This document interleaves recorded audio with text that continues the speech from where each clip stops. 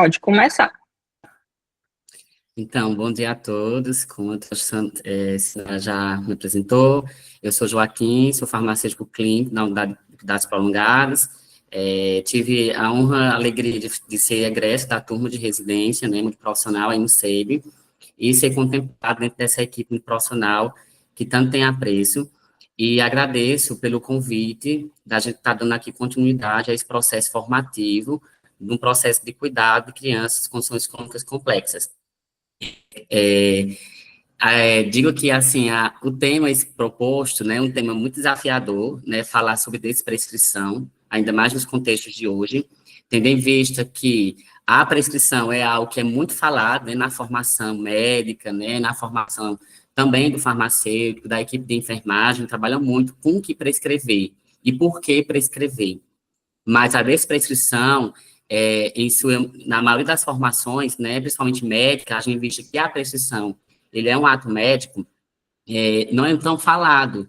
Então, hoje, nós temos como tema proposto a desprescrição, vamos trabalhar um pouco, né, o processo de trabalho e o referencial teórico que traz sobre desprescrição, a importância que ela tem, principalmente no processo de cuidado dessas crianças que são polimedicadas.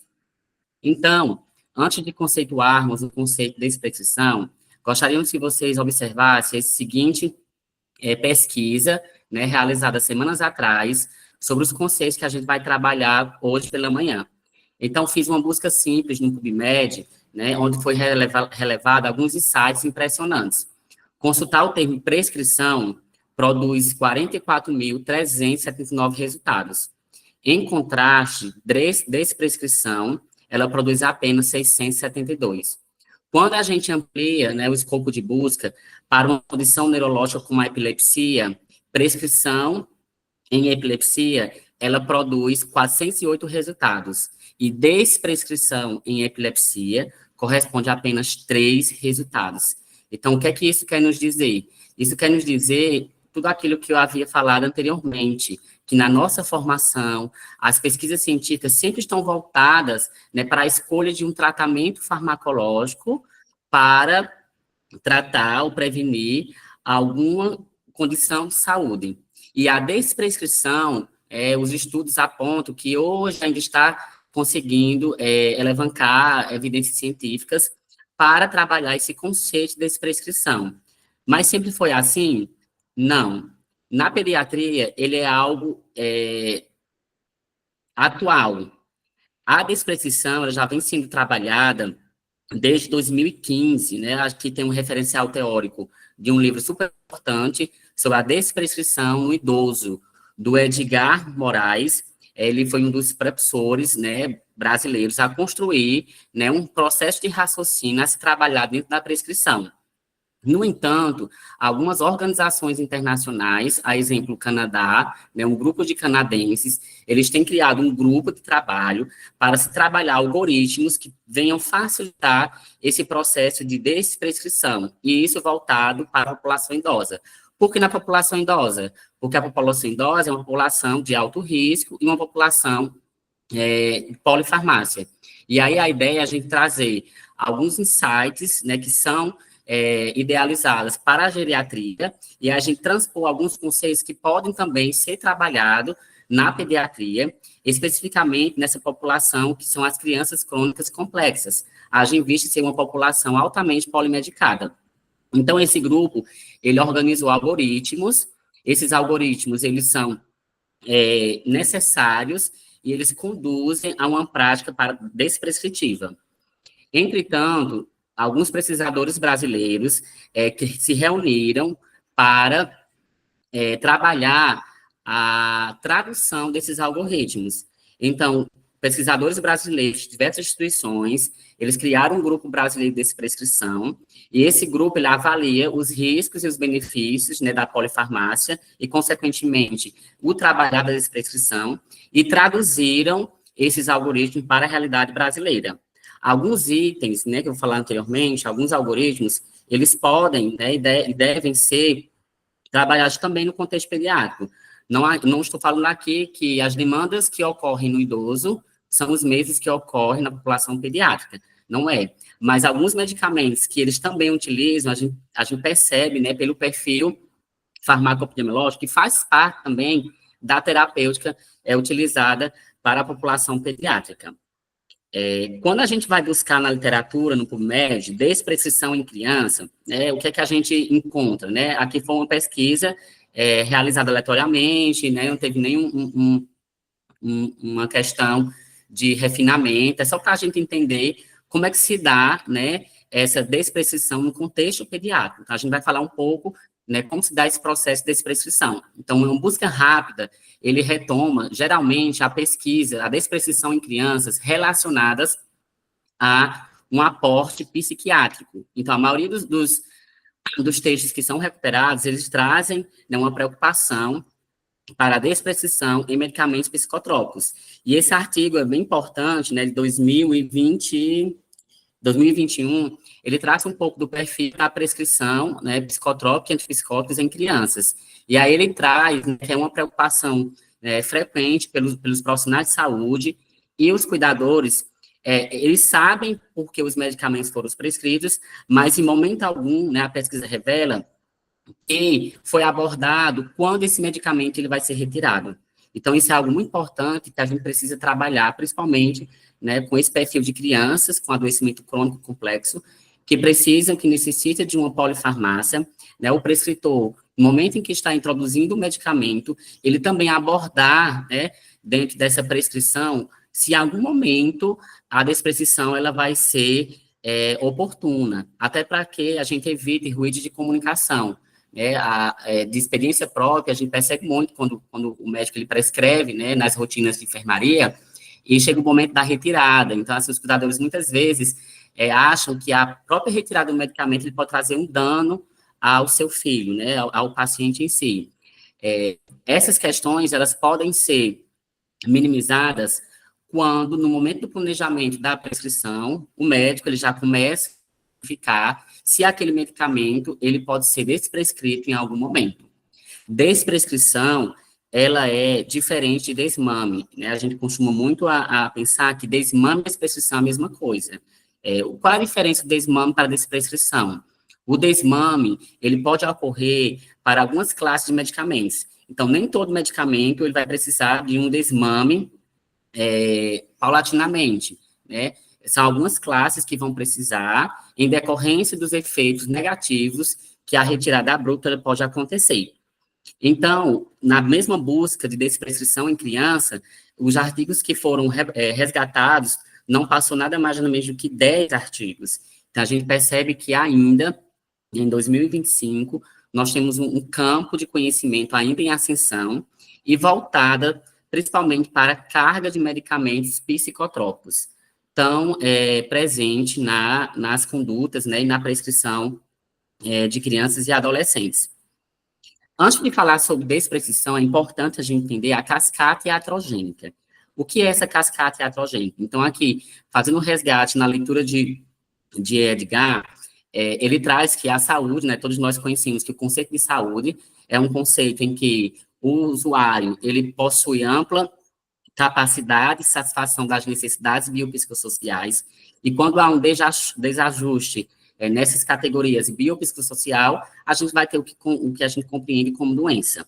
Então, foi um conceito, né, uma estrutura idealizada para entender o processo de doença na geriatria, mas quando a gente passa a entender quais são essas funcionalidades do paciente geriátrico, e a gente começa a enxergar também que algumas desses desajustes, eles estão presentes também na criança com condição crônica complexa. Vejamos, na criança crônica complexa, a gente tem perda de funcionalidade, a gente tem perda de autonomia, a gente tem uma maior parcela de dependência, né, dos seus cuidadores. Então, a gente não tem na criança, né, crônica complexa, um aspecto cognitivo, muitas vezes, não está preservado, o humor, o comportamento, a mobilidade, a comunicação. Todos esses itens, né, podem, né, e a gente, na prática, observa que também faz parte desse público específico. Não é que eu esteja aqui transpondo, né, um conceito da geriatria para a criança crônica complexa. É apenas uma similaridade que a gente encontra entre esses desajustes da funcionalidade que estão também presentes na população da criança com condição crônica complexa. Então, aqui a gente vai perceber uma incapacidade cognitiva, instabilidade postural, imobilidade, são aquelas 5 síndromes, né, geriátricas, 5 Is, que a gente observa na geriatria. E na criança com condição crônica complexa, ao meu ver, a gente pode ter uma similaridade, né, incapacidade cognitiva, instabilidade postural, imobilidade, continência citeriana, incapacidade comunicativa. Todas essas questões, elas percorrem um caminho que leva a uma cascata iatrogênica. E aí, a iatrogenia, ela é um conceito, né, que vem nos alertar que são os profissionais de saúde que promovem essa iatrogenia. Então, dentro da cascata iatrogênica, o que a gente vai ter? A gente vai ter um conjunto de condutas em que um item ele vai estar relacionado para a resolução de um outro item. Um exemplo bem clássico, né? Talvez vocês tenham visto na faculdade, por exemplo, um paciente que precisa de um inibidor de ECA.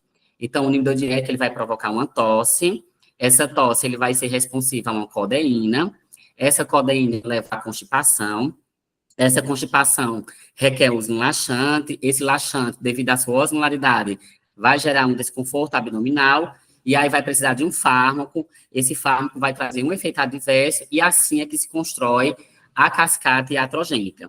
Como esse conceito de iatrogenia, ele está relacionado à nossa população específica.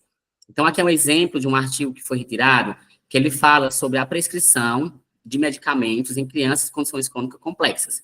Então, tomando como base o exemplo de uma criança com condição crônica complexa, ele vai dizer o seguinte: uma criança que sofreu uma diminuição da oxigenação do cérebro durante o processo de parto, resultando ultimamente em encefalopatia hipoxisquêmica, que vive agora com epilepsia, insuficiência respiratória, que requer traqueostomia, suporte ventilatório mecânico, dependência de tubo de gastrostomia, secreções excessivas, cegueira cortical e distúrbio endocrinológico.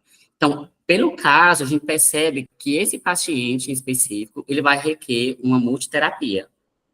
Para resolver a questão da insuficiência respiratória, por exemplo, a gente pode ter aí alguns broncodilatadores, né, que vão entrar como medicamentos suportivos, secreções excessivas, a gente vai ter anticolinérgico, que pode estar sendo utilizado para melhorar essa secreção excessiva em decorrência, né, do tubo, cegueira cortical e distúrbio endocrinológico, né, doença de base, né, vão precisar de uma terapia específica. Então, aqui nesse caso apresentado, a gente vai perceber que, no mínimo, aqui entra 4 terapias.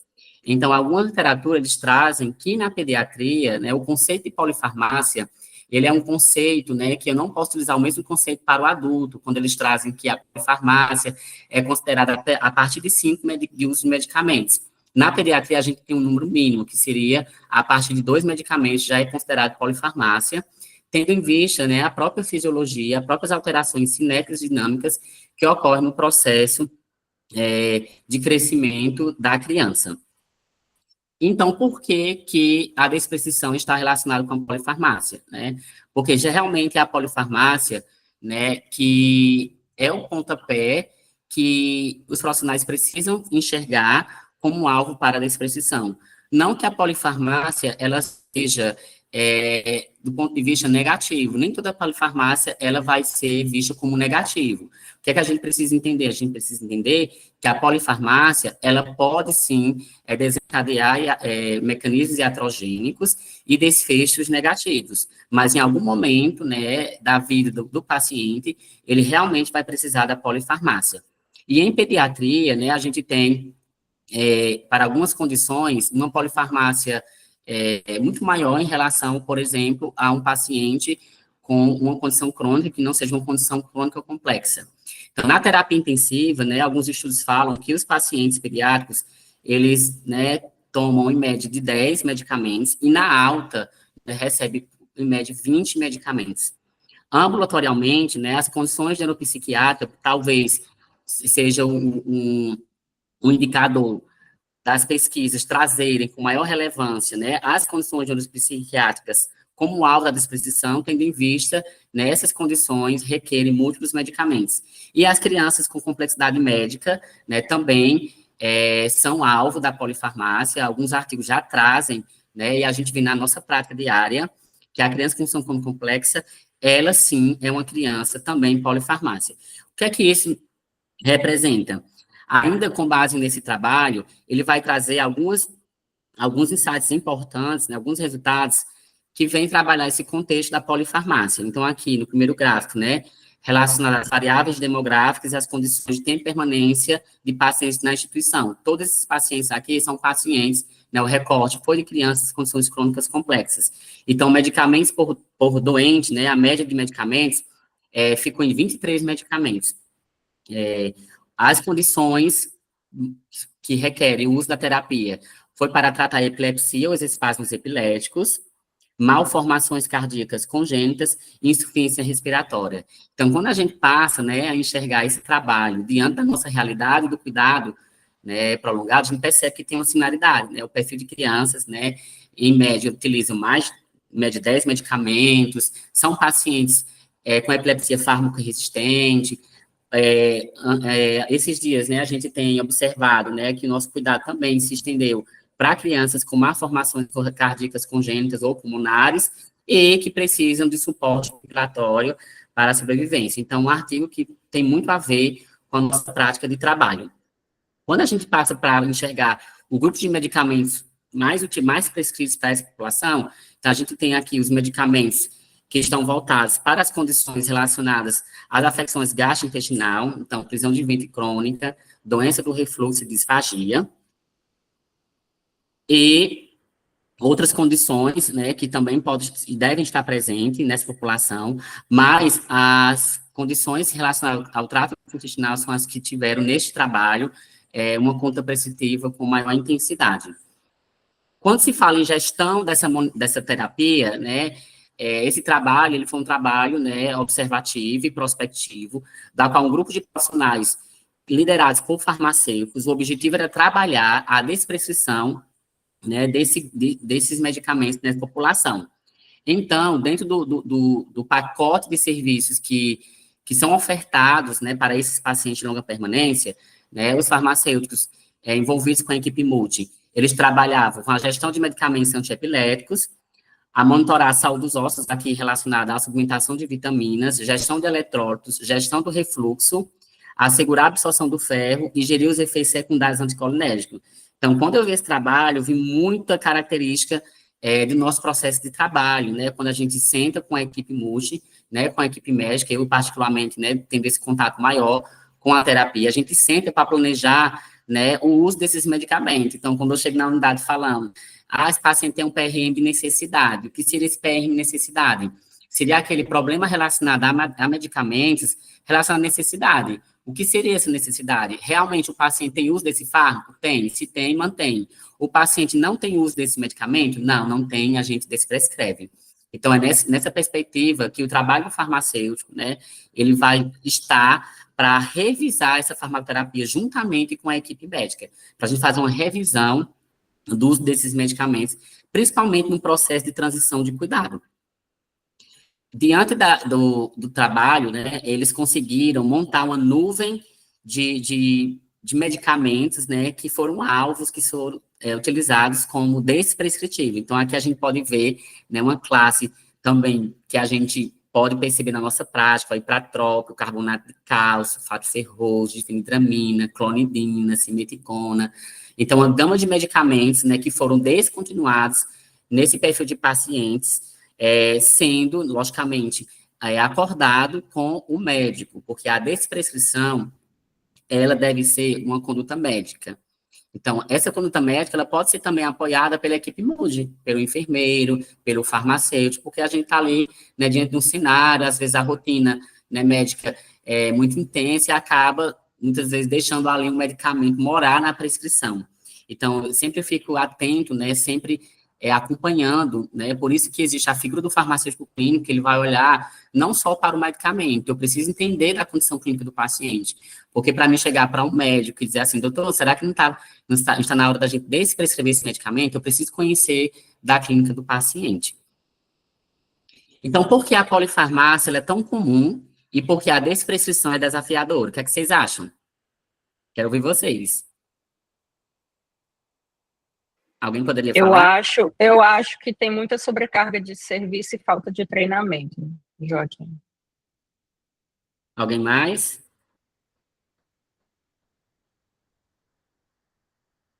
Vamos acordar, meu povo. É isso mesmo, né? As literaturas trazem que é sobrecarga, né? Mas que isso não justifica a gente fazer uma revisão dessa prescrição. E eu vou trazer, né? O objetivo da aula não é ensinar como desprescrever. A desprescrição, ela é realizada, ela é conquistada, ela é aprendida ao longo do processo, mas eu vou trazer aqui algumas estratégias que podem nos auxiliar nesse processo de desprescrição. Já Então, que colocaram aqui, deixa eu te falar, às vezes tem vários especialistas acompanhando. Então, eu acho que exato, isso também pode dificultar, né? isso.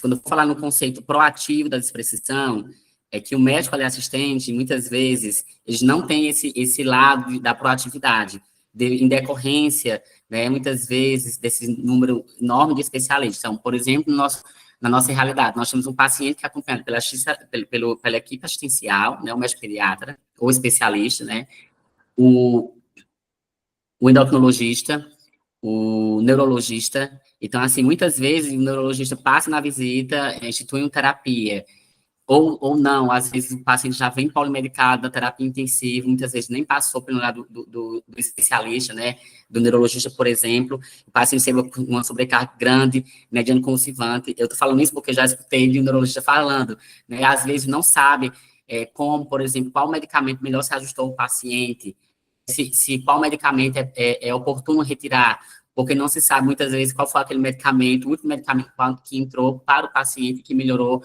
né, o quadro epilético. Então, isso também é algo importante que afeta, né, esse processo da desprescrição. Então, não falei nada sobre desprescrição, não conceituei, apenas trouxe, né, algo, né, mais reflexivo diante do que a literatura ela apresenta. Isso é importante, né, a gente entender que existe uma literatura em expansão, que a gente precisa se apropriar desse conhecimento. Mas todos nós somos formados para trabalhar a prescrição, né? A equipe médica trabalha muito isso, né? Nós, farmacêuticos, trabalhamos em analisar tecnicamente a prescrição. Então, a literatura traz uma prescrição prudente. O que seria uma prescrição prudente? É uma prescrição que ela está relacionada à expectativa de vida do paciente. Importantíssimo quando a gente trabalha, né, com crianças com limitação de vida, ou crianças, né, em cuidados paliativos, ou criança em fim de vida. É importante a gente aliar essa prescrição à expectativa de vida do paciente.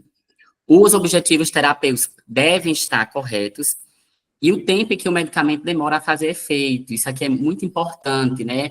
Às vezes, na corrida beira-leito, né, o prescritor acaba introduzindo uma terapia, muitas vezes nem comunica, né, ao cuidador, a cuidadora que está ali com o paciente, que foi introduzindo o medicamento. Então, às vezes, na minha visita, eu pergunto, foi incluído esse medicamento, você está sabendo? Aí a cuidadora, não. Então, isso é importante, né, para a gente entender, né, que determinado medicamento ele vai ter um efeito mais demorado, né, às vezes o cuidador já começa a dizer, não quero que esse medicamento seja prescrito, né, a gente tem muito disso. Não, eu quero que esse medicamento seja prescrito. E a gente saber, né, até que ponto, né, a gente vai estar se articulando, né, com esse cuidador dentro do processo de comunicação para que a gente consiga garantir uma prescrição segura. Quando eu falo a gente, eu falo também por mim, como farmacêutico, mesmo sendo a prescrição um ato médico, mas nós temos uma corresponsabilidade, né, sobre esse processo de prescrição. E muito importante a gente trabalhar esses aspectos dentro da prescrição prudente. Então, o que seria a desprescrição? A desprescrição não é que eu vou retirar tudo. O farmacêutico fico chateado quando o farmacêutico vem para retirar, desprescrever, retirar, né? Retirar esse e isso. Não é retirar, é desprescrever. E essa desprescrição, ela requer um processo planejado. Não é da hora para eu estou vendo aqui um escopolamina para o controle da ciorreia, estou vendo um impratrópio, estou vendo uma atropina.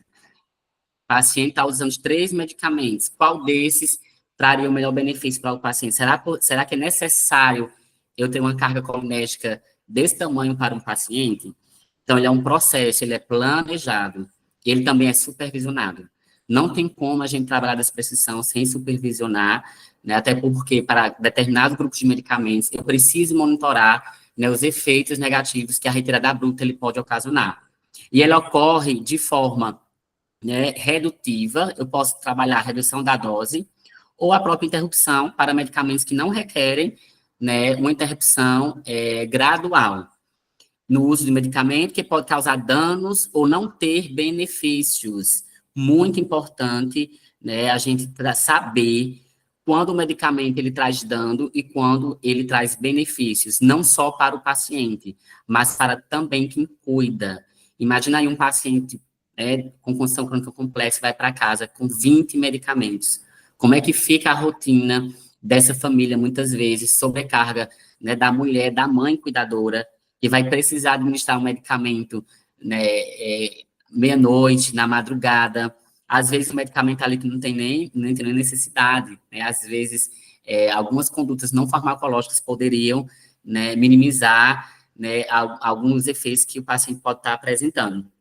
Então, a desprescrição, né, ela tem como objetivo reduzir danos para o paciente, reduzir custos, e aqui eu me lembro muito bem de um paciente que a gente precisou desprescrever um IBP, o Elialdo Benjamin.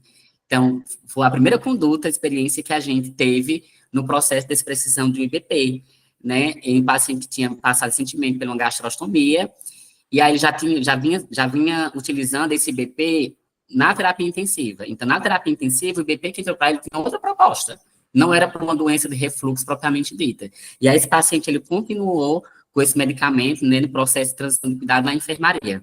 E aí fez a gastrostomia, e esse paciente precisa ir para casa. E aí a gente pensa na redução dos custos, né? Como é que esse paciente vai conseguir passar um omeprazol pela uma gastrostomia? Vai ter que modificar a terapia, vai ter que passar um omeprazol, que seria, né, um medicamento ideal, já que não precisa de um recurso para que o medicamento ele fosse utilizado. E aí nós começamos a fazer o desmame ainda, né, como as pessoas chamam, desmame do IBP. A gente começou a desprescrever e começamos a observar a resposta do paciente.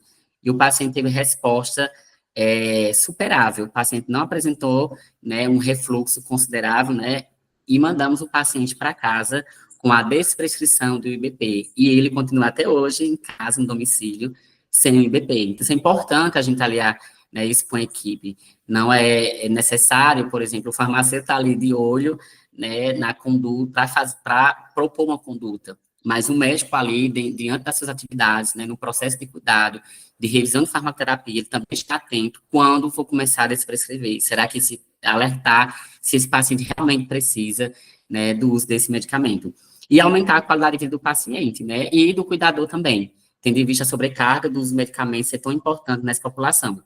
Então, ela deve ser proativa para obter problemas relacionados a medicamentos que não foram identificados ou gerenciados satisfatoriamente anteriormente e para prevenir problemas futuros.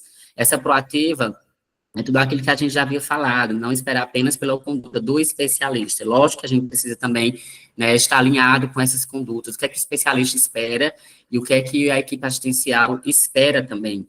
E aí não esperar apenas pelo especialista, para começar, por exemplo, uma desprescrição do IBP, né, de um antipsicótico que está ali sendo utilizado, para gerenciar o sono. Então, assim, muitas das vezes a gente acaba por esperar ou por entender que a retirada daquele medicamento, ele pode também trazer um dano, pode exacerbar ainda a condição básica do paciente. Mas lembre que a desprescrição é planejado, né? Se eu desprescrever e o paciente apresentar uma resposta negativa, a desprescrição também ela nos aponta que pode também ser voltada àquela prescrição. Então, não é algo final. A desprescrição é a retirada, pronto, acabou, você não vai utilizar mais. Não, mas é um processo gradual, planejado e supervisionado. Está dando para entender? Sim. Pronto. Um outro artigo que eu trouxe, ele fala sobre a desprescrição, particularmente na população pediátrica, né? Um estudo que aconteceu com profissionais do Reino Unido, e aí ele trouxe alguns recortes importantes para a nossa compreensão. No artigo, ele vai trazer quais são as principais respostas dos profissionais, já que eram médicos, enfermeiros e farmacêuticos, né? Quantos medicamentos fariam você pensar que a polifarmácia é um problema em crianças? E a gente encontrou uma divergência, né, de conceitos, né, que variou de 2 a 10 medicamentos. Então, assim, a maioria respondeu que estaria entre 4 a mais de 5 medicamentos. Então, na pediatria tem essa particularidade, né? Como eu falei para você, a gente não deve extrapolar o adulto para a criança, devido às características fisiológicas que estão presentes, né, e particular dessa população. Quando relacionada às condições mais associadas à polifarmácia, quais os motivos que levaram à polifarmácia inadequada, né, a partir desse estudo, foram a epilepsia, doença do refluxo gastroesofágico e neurodeficiência. Então, assim, esse grupo de condições, né, a partir desse estudo, foram os que levaram a uma polifarmácia inadequada e que precisariam, né, ter essas condições gerenciadas. Quando perguntado até que ponto as seguintes barreiras impediram a desprescrição, o que é que impedia a desprescrição desses medicamentos? Então, aqui ele trabalha com a escala Likert, em que ele avaliou de 0 a 100%. O vermelhinho, ele representa, né, as respostas que tiveram uma resposta, né, um screen mais ponderado, aqueles que apresentaram uma preocupação maior. Então, o que levaram à prescrição seria a ansiedade do paciente, né, família, em relação à interrupção do medicamento. Algo muito importante.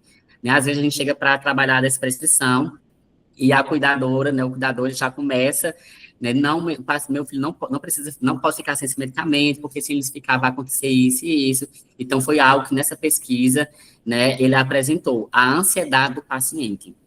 Um segundo item importante, que está também relacionado, é a preocupação de que os medicamentos sejam prejudiciais.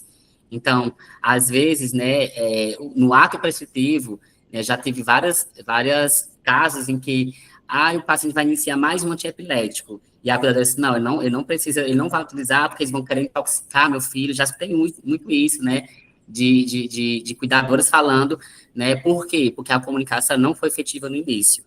Né, identificar o porquê que aquele medicamento está entrando, e aquilo que eu falei anteriormente, quando esse medicamento ele vai ser desprescrito. E outros itens também que teve sua importância, desconhecimento de um medicamento específico, né, a gente trabalha muito com medicamento off-label na pediatria, em específico na condição crônica complexa, não há tempo entre as consultas para se considerar a desprescrição, então aqui a equipe médica é muito sobrecarregada, e falta de orientação sobre desprescrição em crianças e adolescentes. Na geriatria, a gente já tem, né, alguns guidelines, alguns algoritmos específicos, mas na pediatria a gente não tem ainda algo muito tão robusto como na geriatria. Mas eu vou trazer aqui alguns apontamentos que podem nos auxiliar. Então, quais são esses pacientes e quais medicamentos? Então, fatores relacionados aos pacientes, polifarmácia, né, na pediatria a gente considera maior que 2 medicamentos, multimorbidade, transição de cuidados, por exemplo, paciente que vem à terapia intensiva, chega na enfermaria, às vezes permanece com aquele grupo de medicamentos, por exemplo, paciente que está pré-CDEX, vai fazer desmame, começou a utilizar uma clonidina, o paciente vem para a enfermaria com clonidina, e muitas vezes aquela clonidina não está associada apenas a uma condição cardiológica, por exemplo, manejo de hipertensão, mas ali dentro da prescrição já consigo ver, quando não tem outros medicamentos associados para hipertensão, foi num contexto de desmame do pré-CDEX. E aí a criança permanece por muito tempo com aquela clonidina na enfermaria, às vezes vai de clonidina e não se faz a desprescrição. E a não adesão.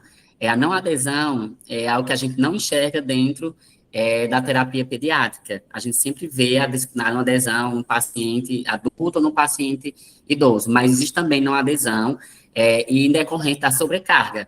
Às vezes eu tenho uma prescrição com 20 itens, daqueles 20 itens, apenas 15 o cuidador administra. E isso por diversos motivos. Pode ser por falta, né, do medicamento, né, na farmácia, ou o paciente precisa comprar e não tem as condições financeiras necessárias, que acaba, né, levando, né, a nos levar a refletir sobre quão aquele medicamento era importante, e pela própria conduta da não desprescrição. Porque quando a gente trabalha essa prescrição, a gente também está trabalhando esse aspecto da não adesão, quando a gente enxerga que, quanto tempo você não está usando esse medicamento? Está com 10 dias, como é que a criança está? A criança está bem. Então, se não está bem, então a gente já começa a trabalhar, né, entender que não precisa reintroduzir o medicamento.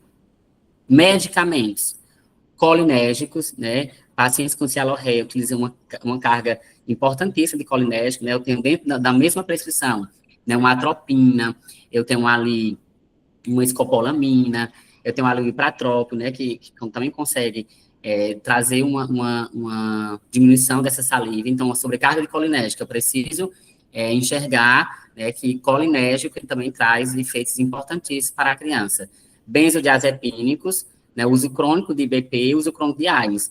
Aqui eu trouxe alguns medicamentos, né, eu vou focar mais na questão colinérgica e uso crônico de IBP, porque é algo bem importante a gente trabalhar dentro da conduta desprescritiva. E eu trouxe também um documento importantíssimo que eu encontrei, que como descrever nos pacientes em fim de vida. Importante a gente trabalhar esse conceito, né, em pacientes com fim de vida. Então, quais são os critérios que eles utilizam? Identificar os doentes com tempo de vida estimado menor que 12 meses, determinar objetivos de cuidados com o doente e o cuidador. Nós já tivemos pacientes com 18 anos que a gente conversava abertamente com o paciente para, né, identificar, né, se o paciente aceitaria ou não determinado tratamento, ou se a gente precisaria prescrever algum medicamento que não traria, né, alterações importantes, né, para a qualidade de vida do paciente. Obter uma lista detalhada de toda a terapêutica atual do paciente, e aqui a gente trabalha com a questão da revisão da farmacoterapia. Então, para cada medicamento, a gente considera a adesão terapêutica, as reações adversas, as indicações, né, o objetivo terapêutico, claro, tem para o benefício, e as interações, né, que ocorrem, aqui mais, o farmacêutico que mais trabalha com essa questão de interações medicamentosas, e considerar, né, se a terapêutica a suspender cessação imediata versus desmame progressivo, lembrando que a gente tem um grupo de medicamentos que eu preciso fazer o desmame progressivo, mas tem medicamentos que eu não preciso fazer a cessação com o desmame progressivo. A terapêutica a manter, se eu for manter a terapêutica, a gente considerar uma tomada única, né, reduzir essa posologia, já que o objetivo é o controle dos sintomas, é o conforto e a dose mínima eficaz. E fazer um follow-up, né, com o cuidador em relação à adesão, aos efeitos adversos, ressurgimento dos sintomas. Olha que a desprescrição, eu falei que ela é um processo, então, desprescreveu, reapareceu os sintomas, a prescrição ela pode retomar. E a adequação a metas e cuidados. E, enfim, repetir o processo regularmente. Então, a desprescrição é um processo cíclico. Então, aqui há algum grupo de medicamentos, né, que quando a interrupção ela é abrupta, ela pode trazer danos significativos, né, anticonvulsivantes, né, pode exacerbar ansiedade, depressão e convulsões, baclofeno, que a gente usa bastante, né, baclofeno precisa ser desmamado, né, porque a retirada abrupta a gente faz com, o paciente pode apresentar agitação, ansiedade, alucinações, hipertonia, aquilo que eu não quero ver um paciente espástico, não quero que ele esteja uma hipertonia, convulsões, beta-bloqueadores, clonidina também precisa ser desmamada para ser retirada. A retirada pode levar o paciente a agitação, dor, palpitação, hipertensão grave, opioides, né? Todos nós sabemos que todo opioide precisa ser desmamado. E os inibidores de bombas de prótons, quando utilizado mais que 8 semanas. Quando o paciente ele faz uso crônico de IBP mais de 8 semanas, a gente já precisa, né, se preparar caso o paciente ele não tenha uma condição de base que necessita de um IBP, a exemplo, doença do refluxo gastroesofágico, esôfago de Barré, úlceras gástricas, né, anteriores, com lesão à mucosa gástrica intensa, com hemorragia digestiva. Então, são pacientes candidatos para a gente trabalhar desprescrição e começar a fazer esse desmame. Então, como seria uma abordagem para a desprescrição? Né? Comunicação com os pacientes e cuidadores, comunicar, né? Ter informação sobre experiências com medicamentos, provocar receio sobre a desprescrição, os cuidadores ficam muito receosos, né? Quando a gente vai trabalhar a desprescrição, que o paciente não tem mais necessidade de usar o medicamento, devido ao uso longo, elas acabam, né? Não vamos deixar essa prescrição, e é o objetivo nosso, a gente trabalhar essa conversa, né, clara, o porquê, né, discutir por que aquele medicamento ele está sendo retirado, né, e enquadrar como, por exemplo, não desistir de você. Não é que a gente esteja... Isso acontece muito em cuidados paliativos, né, ou paciente de vida. Ah, está retirando medicamento porque não tem mais o que fazer com meu filho. Não é isso, né, a gente ter uma conversa clara. A gente não está desistindo do seu filho. A gente está promovendo uma qualidade de vida para ele e para você com a gestão do medicamento, né, deixando como conta prescritiva apenas aqueles medicamentos que têm benefício, né, para o controle dos sintomas, por exemplo. Explique, né, os benefícios e os danos que esses medicamentos podem trazer, como fazer, né, enquadrar a descrição como um teste, né, começa como um teste, e aí vai seguindo até que se torne necessário. Oferecer estratégias alternativas para controle de sintomas incômodos, né, às vezes, o paciente tem ali um refluxo importante, faz a elevação da cabeceira da cama, né, um paciente com flatulência pode fazer ali uma massagem abdominal, né, em vez de estar ali fazendo empurra-terapia com simeticona, né, e processo de redução e retirada do plano, e discutir plano de monitoramento. Eu preciso monitorar. Será que quando o paciente começou a desprescrição do medicamento específico, ele começou a intercorrer, essa intercorrência está relacionada ao medicamento que foi desprescrito, ou é uma condição agravada pela condição de base. Então, tudo isso deve ser planejado no como. E os meios, atender à emoção, né, tanto do paciente, do cuidador, como nossa, a gente tem os meios, né, de desprescrever, explorar e abordar medos e preocupações sobre a desprescrição, e discutir o que fazer se ocorrem sintomas, né, que é o plano de monitoramento. E comunicação com os profissionais de saúde, aí entra as especialidades, né, o médico precisa constar os especialistas, né, para revisar aquela prescrição. Às vezes eu tenho um paciente em dieta cetogênica com uso de 10 antiepiléticos. Qual o objetivo da dieta cetogênica num paciente com 10 antiepiléticos? O objetivo da dieta cetogênica é trabalhar essa prescrição, mas o que é que a gente observa? Que o paciente continua com a cetogênica e os 10 fármacos antiepiléticos. Então, assim, o objetivo da cetogênica ele não foi alcançado. Haja vista que um dos objetivos dele é trabalhar essa prescrição e reduzir a polifarmácia. Então, a abordagem, né? Vários artigos trazem que a colaboração do farmacêutico clínico com médicos, com enfermeiros, eles têm apontado para resultados muito eficazes quando comparados com estratégias lideradas apenas por um profissional, né? E como é que a gente faz? Existe uma receita de bolo? Não. Eu vou reduzir 20% da dose, vou reduzir 50% na primeira semana. Eu não sei como reduzir. Como é que eu faço? Não tem um algoritmo que me sinalize. Então, aqui algumas dicas importantes, né? Vai depender de cada fármaco. Doses decrescentes. A gente trabalhar, né? Existem evidências limitadas para alguns medicamentos, mas quando há evidência, a gente pode trabalhar com essas doses decrescentes, porque é mais seguro diminuir a dose ao longo de semanas ou meses do que a gente fazer a retirada, né, para aqueles fármacos que a gente já conhece, retirar abruptamente. E isso é importante porque a gente vai identificar, né, qual a menor dose eficaz para o controle de sintomas. Aqui em pacientes em fim de vida, é o paciente em cuidados paliativos, né, que a gente chama pleno, não sei nem se existe esse conceito de cuidado paliativo pleno, toda criança paliada. Se existe uma dose mínima. Eu estou usando uma posologia de 8 em 8 de um medicamento para agitação, por exemplo. O paciente começou a desprescrever, o paciente ficou bem com a dose única, na menor dose eficaz. Então, mantenha o medicamento, mas eu trabalhei a desprescrição, né, gradual, e aquilo que a diretriz recomenda, dose única em tempo menor. E observar as propriedades farmacológicas, né, para alguns medicamentos eu tenho uma vida longa, principalmente benzodiazepínicos, né, nesse processo de retirada, porque a retirada ele pode estar ali, né, desencadeando resposta devido a essa ligação com receptores, aí eu posso ter um feedback negativo, e aí a sintomatologia ela vai ressurgir como algo negativo, e aí o cuidador que está ali observando, ele vai identificar como algo, né, relacionado à desprescrição, que não for uma desprescrição, é planejada e monitorada. Prevenir a abstinência, né, é uma abordagem que a gente precisa trabalhar, que é prevenir a abstinência, reduzir e evitar sintomas indesejados, retorno da condição clínica, e resposta fisiológica de abstinência. E como seriam as estratégias recomendadas? Reservar, né, dentro da rotina, né, na visitas múltiplas, revisão para a desprescrição, a gente já faz na unidade de prazos prolongados, a gente tem a visita, e a gente sempre trabalha com essa revisão do medicamento, sempre lá apontando esse medicamento, tem realmente é necessário para esse paciente, vamos começar o processo de desprescrição, doutora Juliana, esses dias, a gente estava conversando de uma clonidina, né, de um paciente que usa de clonidina, e aí vem no contexto de UTI, e o paciente, e a nossa avaliação, o paciente com outros medicamentos, né, para hipertensão, e a gente começou a cogitar a possibilidade de a gente começar a desprescrição desse medicamento e ver como esse paciente suporta. Não sei como é que, né, que se está esse processo, se ele foi desprescrito ou não, porque ele estive ausente esses dias. Iniciar o processo, é importante ter o pontapé inicial. A desprescrição não precisa ser feita em uma única avaliação, né, requer várias avaliações, né, lembrando que é um processo planejado.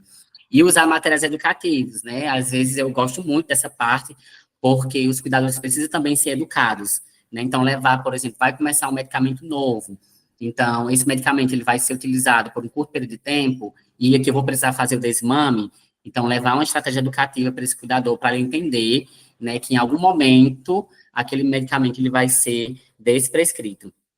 Aqui são alguns algoritmos, não vou me atentar a ele, são algoritmos que foram traduzidos pelo Grupo de Desprescrição Brasileira, eles trazem vários algoritmos importantes, né, de antipsicóticos, de IBP, né, vocês podem estar consultando, lembrando que foram algoritmos pensados para a população geriátrica, mas o processo, né, ele é parecido, né, as contas também são parecidas, que a gente vai observar, são as características dos medicamentos, as recomendações, né, para que foi usado e quando considerada essa prescrição. Então, é um algoritmo muito útil, né, uma ferramenta, né, que oportuniza a gente trabalhar dessa prescrição de forma segura.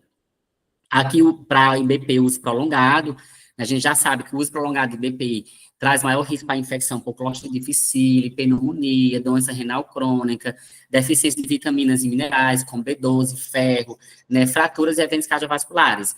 Então, o paciente IBP tem que identificar o motivo, né, os motivos que levaram ao uso desse IBP.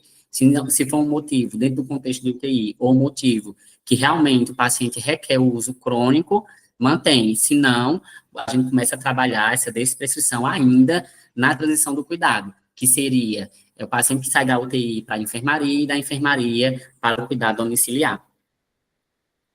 Aqui são os benzodiazepínicos e as barreiras comuns, né? Finalizando aqui, relutância do paciente da família, pouca evidência científica, a gente tem pouca evidência científica no sentido dos algoritmos em si, a gente já tem um conjunto, né, de diretrizes, né, de evidências importantes que já trazem como prática segura dessa prescrição, o tempo limitado, o cuidado compartilhado com diversos profissionais especialistas, reconhecimento de medicamentos problemáticos e a cultura médica e inércia clínica. O que seria isso? É sempre preciso adicionar algo à prescrição. Ah, o paciente está assinando isso. Às vezes, né, guiadas, né, não guiadas, mas impulsionadas pelo cuidador, que já chegou, meu menino está precisando disso. Às vezes, é uma cultura de trabalhar a prescrição, vamos trabalhar, precisa ter um item a mais para esse paciente, e a inércia clínica justamente é isso, né, às vezes a prescrição fica ali, mora ali, e o medicamento, o paciente vai para casa, né, já foi um paciente que começou um desmame de fenobarbital, uma gota por dia, o paciente fazia 20 gotas, então em 20 dias para esse medicamento ter retirado, o paciente foi para casa com esse desmame, passaram vários meses em casa, acompanhado em domicílio e continuava com esse desmame. Então, algo que não foi monitorado, né? Avaliar que o paciente estava em desmame e todo dia, né, esse paciente retirava uma gota e não reduzia. E o paciente retornou para mim ainda com essa mesma prescrição de um desmame que não teve fim, né, uma desprescrição que não foi planejada e não foi monitorada. Então, a estratégia, participar de oportunidade de educação como esta, discutir a atividade de prescrição, né, com colegas, incluindo as histórias de sucesso, como eu trouxe para vocês, desse mano de BP e de outras terapias que a gente também teve sucesso, integrar a expressão na educação médica de graduação, tanto na formação médica como na formação dos profissionais, inclusive os farmacêuticos, né, nós temos disciplinas, né, que já trabalham essa questão de desprescrição na graduação, inclusão de recomendações de prescrição na diretriz de prática clínica. A gente precisa, né, trabalhar, né, com conduta clínica, com segurança, e a gente precisa construir, né, tal qual o grupo de desprescrição brasileira tem feito para traduzir e facilitar essas recomendações. E foi isso que eu planejei para vocês, sei que o tempo é muito curto, para muita coisa a ser falada, né, para alguns pode ter sido o primeiro contato, né, com o termo desprescrição, e lembrar, né, que desprescrição não é sinônimo de desmame, e que deve ser uma conduta, né, compartilhada entre todos nós, envolver o cuidador, a família, e é algo que precisa ser integrado ao nosso processo de cuidado a crianças com condições crônicas complexas, né, as crianças de forma geral. Então, muito obrigado. Menino Joaquim, sou suspeita, porque você sabe que eu sou apaixonada por esse tema, e você deu aula, assim, de forma brilhante. Já estou pensando aqui, já estou fantasiando aqui, eu acho que a gente tinha que ver por que o pessoal, fazer esse link aqui com o pessoal, saber por que o pessoal não faz a desprescrição para a gente. E é um tema extremamente necessário. Eu acho que quando você conclui, assim, como a gente deveria ter isso na graduação, acho que você foi, assim, na jugular, porque, de fato, dentro do contexto da nossa criança crônica complexa, como a gente trabalha muito nessa perspectiva de que o nosso cuidador, ele é um porta-voz da nossa criança com deficiência, né, do nosso lactente, da nossa criança que é não verbal, e a gente deve tê-los, né, como portadores deles, né, de comunicação, mas a gente também tem que entender, como você muito bem colocou durante toda a sua apresentação, a capacidade de reavaliar algumas intervenções, né, então, não obrigatoriamente é só adicionar fármacos, mas que caso eu adicione, que eu possa reavaliá-los, desprescrevê-los. Eu tenho percebido muito nos nossos meninos essa tempestade colinérgica que a gente faz, aí de repente a gente está vindo com uma diarreia, porque eu estou botando atropina, atrovente, nesse meio de... Então, assim, e aí eu não sei porque que o menino está com o hábito do trânsito intestinal tão acelerado, e na verdade é fruto de intervenção farmacológica minha, e eu não paro para pensar, e quando você traz essa cascata iatrogênica, essa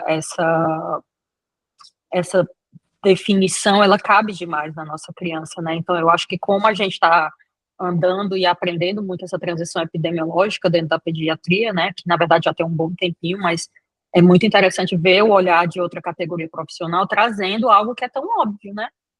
Já está muito bem definido, né, Joaquim? Quão parecido não é, mesmo que sejam definições do adulto, do idoso, mas a base é muito semelhante, né?